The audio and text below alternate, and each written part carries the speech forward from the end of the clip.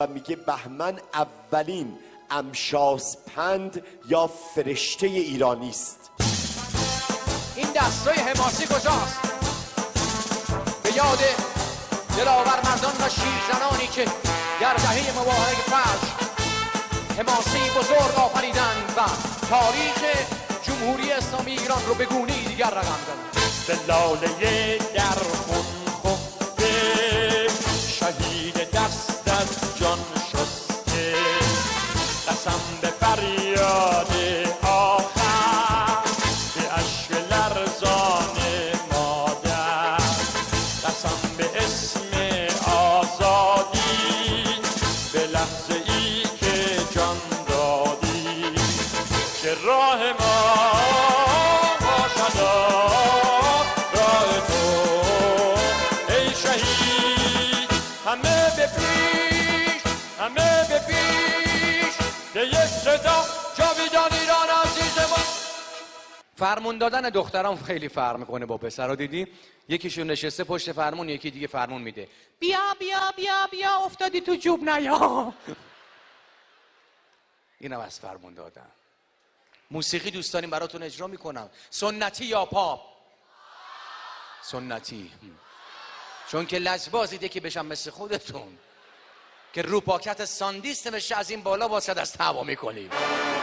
خودت ببین چه کار میبکات، کاری ندارم، ببین فقط ببین. اکثرا گفتن پاپ شاد بخونم یا غمگین.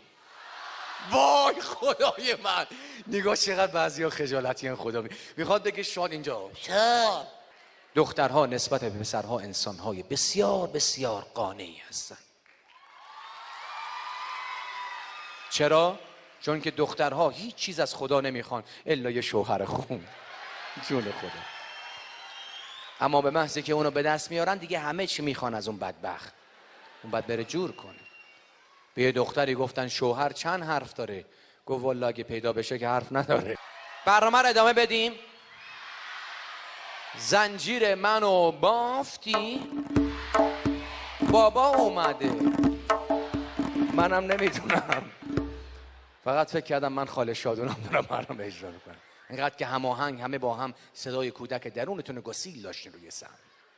خاله شادون مجری موفقیه، باهاش اجرا دارم هر شب یه سالن دیگه. به راز موفقیتش پی بردم. اومد روی صحنه، سالن پر بچه بود مثل همین جاها. اینقدر بچه‌ها هیجانی بود. شروع کرد کار خودش. خب حالا سیکار کنی؟ کسولوهای من کی از هم میشدن تری؟ کی از همی قشنگ تری؟ کی از همی بیریخت تری؟